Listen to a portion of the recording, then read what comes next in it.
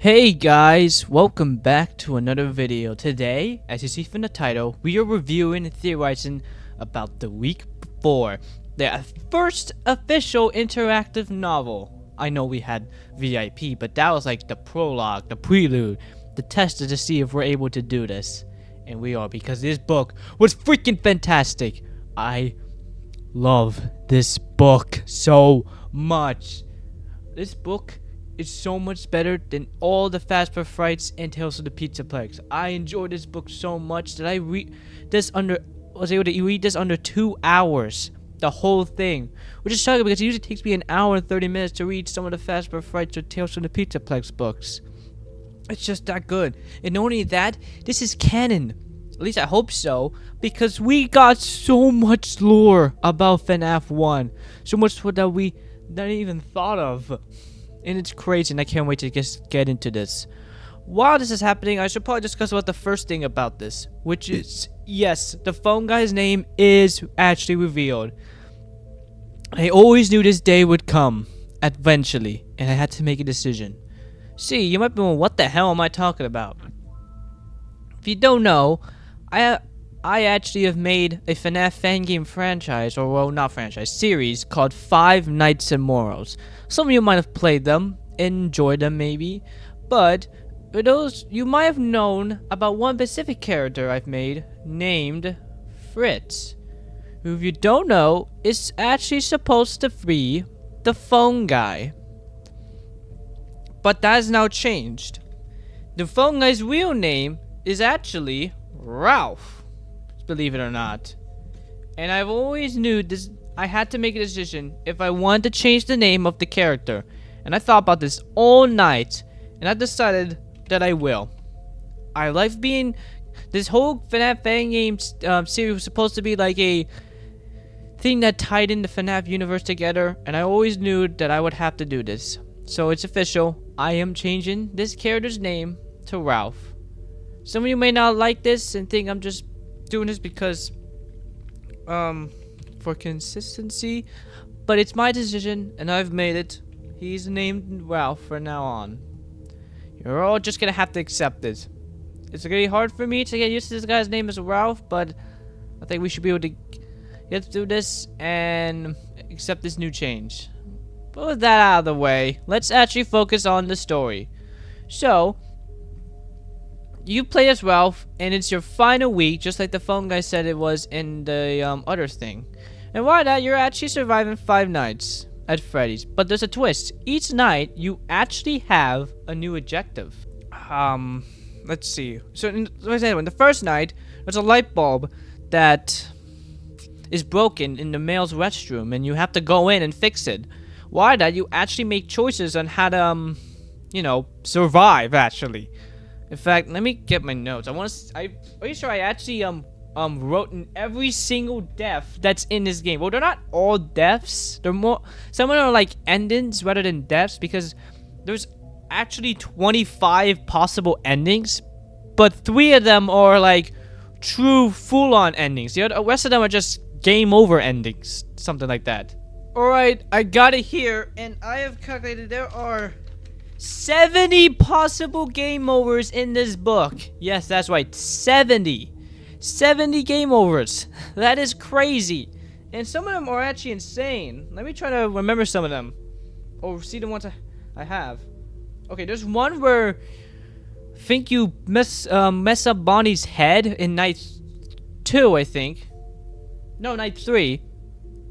I think it was night 3. No, it was night 2. Or something bad happened where you're gonna have to be forced to survive 365 nights right after, which is crazy.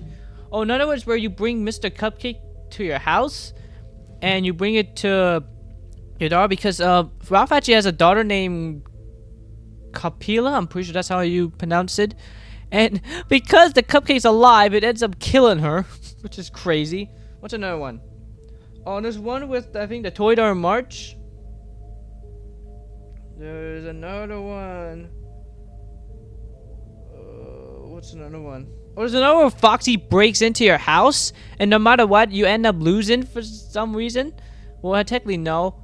No, that's you do, because technically, and one of them where Foxy is defeated, you still have to pay a loan. Another one's where I think one's where one person dies, and one other was where they both die. I'm pretty sure. And there's even one where you're stuffed in a Golden Freddy suit, which I'm pretty sure it's described as a suit but yellow, so I'm pretty sure it was Golden Freddy, which kind of confirms that there is no suit in Golden Freddy, even though we all kind of knew that anyways. But anyways, let's talk about the items, because you don't know, you actually can collect items while playing this game. And the items here are a paper clip, a gum wrapper, a chewed gum, ballpoint pen, ID card, screwdriver, flashlight, coin, lighter, Mr. Cupcake, water pistol, gold ring, ticket, and phone. And the phone is considered the bonus item. Why? Because if you have this item, you can actually make calls through well, first, I'm describing it wrong. Basically, you can go to other pages where you actually dialogue from the actual FNAF 1 game, where we actually had confirmation that the Ralph is actually nicknamed as the phone guy. And this is something I always had in my mind for years, because if you played the ending for Five Nights at Freddy, you would know that Thomas actually describes Fritz or Ralph as the phone guy, as like a common nickname that he usually had. And I was right. He actually is someone named the phone guy. Excuse me, I'm eating strawberries right now. I just woke up.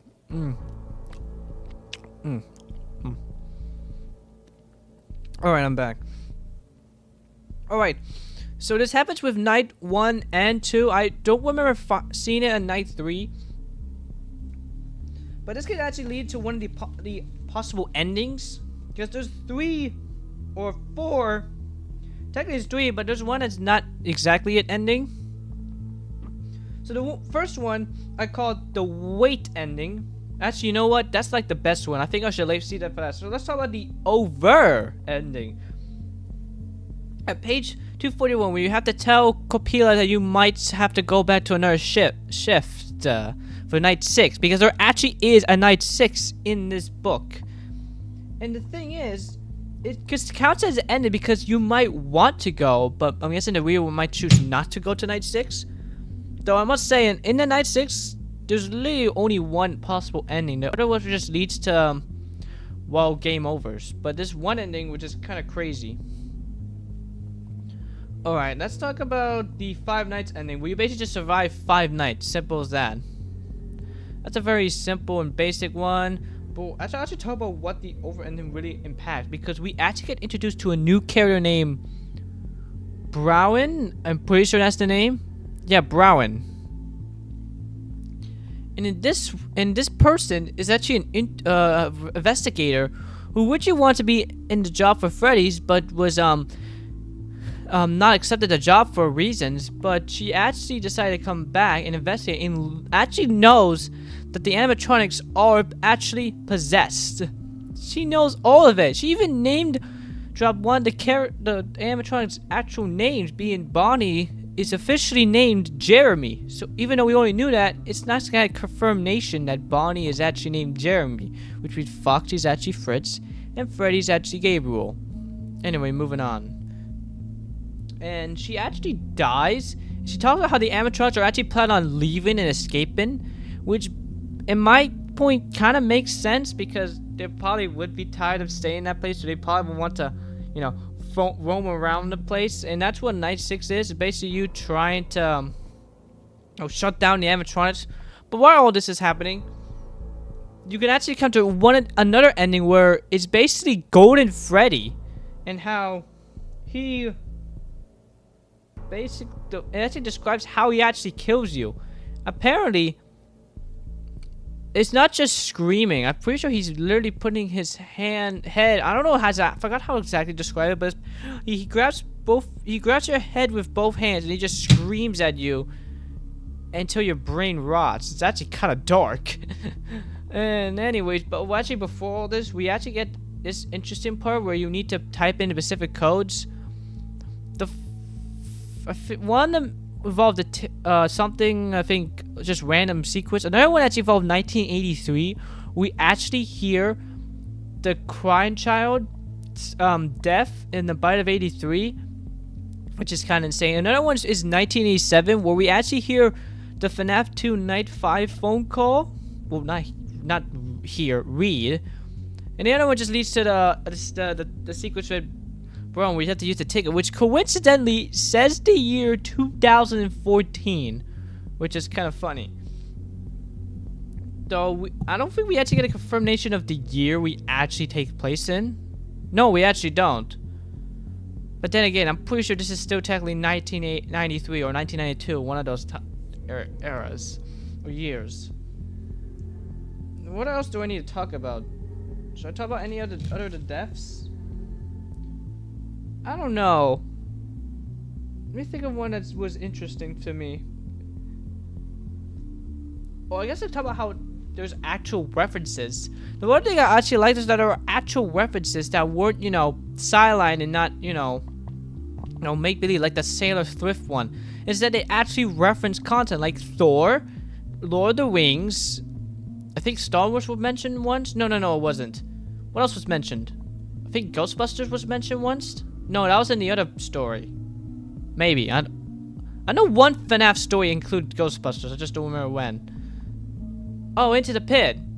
No, that was the game. You know, the game mentioned it. Not probably the story as well, but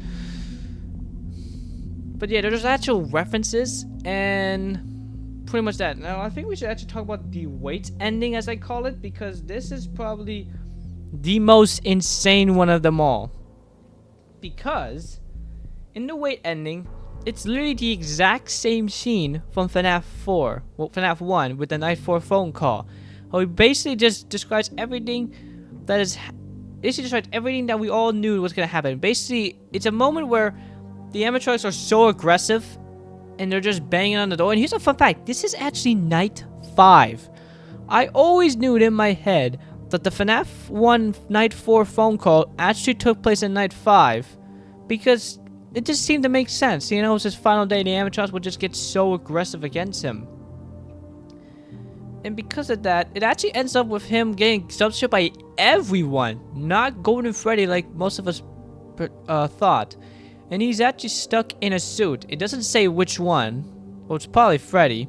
Probably hopes that it's actually the old Moore costume and he becomes Fritz from the Finance of Moore friendship, but most likely not possible. And then he says he's just gonna wait until someone checks, and that's basically the ending. Have I pretty much described everything? Let's get into theories about what this means.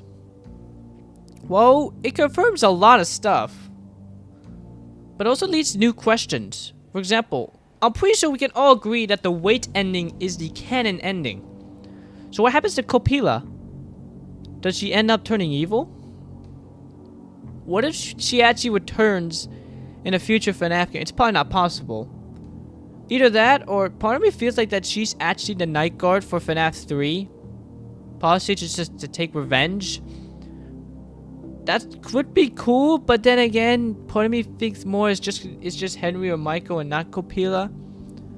It would have been cool. That would be cool if that's just been confirmed, but I don't think that's the case. Also, the purple one was actually mentioned in one story. Let's see. Oh yeah, page 83. Let me actually get the book out and see the actual. Oh, there it is.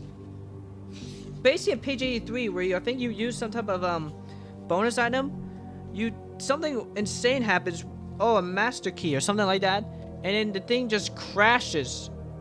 And look at the specific note here. It made me. This felt interesting. A master key is not in this game. You are the one who must live. Question mark. With your shame, you know what they say. You just don't win, but those who might try to make the purple man grin. That seems very odd, mentioning the purple guy for some reason. It's like this whole thing was orchestrated by him. I mean, that's kind of theorized. I mean, I'm pretty sure the FNAF will bring this big theory in where in the actual games, the purple guy is actually controlling them. But I don't think that's really the case. That may have confirmed that, but I'm not entirely sure. And what else is there? I think we should talk about the ballpoint pen, because this is a very interesting item. You see, it's a pen that you use to write, but secretly it actually has a screwdriver. This is interesting because what if this actually happens in the actual Security Breach games? I mean, well, future FNAF games. As in, what if at some point we have a pen, but out of nowhere we decide to use it, and then we find out there's an actual screwdriver in it? That would be so cool if that's the case. And what else is interesting here that I found? Oh, apparently Golden Freddy is not the only person who says it's me, because in the story and when the game overs, Freddy actually also says it's me before he kills you, which is pretty interesting. And what else is there to talk about? What other theories I have in mind? Oh, probably of how the restaurant is going, because maybe I'm now starting to think that the restaurant is actually opened, but yet part of me still thinks it's not, because it just seems to make sense, especially how it's abandoned. Maybe because of what happened with Ralph, the people demanded to close down, or Copelia demanded to close down the place. So maybe while Ralph is working at the place, the building was actually open, but when Michael Afton comes into the place, it's actually closed down. That seems to actually make a lot of sense. At least in my brain. I think that's how it could work. And you know, we could actually see Ralph in the new FNAF game. I mean, in the Secret of the Mimic. I mean, I think he's in his 40s by this point, so I'm pretty sure in there we'll probably see him in like his early 20s or late 20s or something. So who knows? Possible Ralph appearing in Secret of the Mimic. Oh heck, we even play as Ralph in Secret of the Mimic. That would be so cool if that's true. Is there anything else? No, I think that's it. I think that's generally it. I've done everything I possibly want to talk about, and yeah, I think that's good for now. So that's it of the video. I hope you enjoyed this review and theorizing video. I guess it's technically somewhat summarizing, but I don't know. We didn't exactly full on summary. This ain't a summary video. This is just a review. And I'll see you. Oh no, wait. Let me say other stuff. If you like this video, consider giving it a like and consider subscribing for more content like this, especially during Christmas Eve when we start reading the Return to the Pit story, and then in my birthday next year when we're gonna talk about Escape the Pizza Place and hopefully the 4th installment if that's been confirmed. And subscribe with notifications, and I'll see you all next time. Bye, everybody.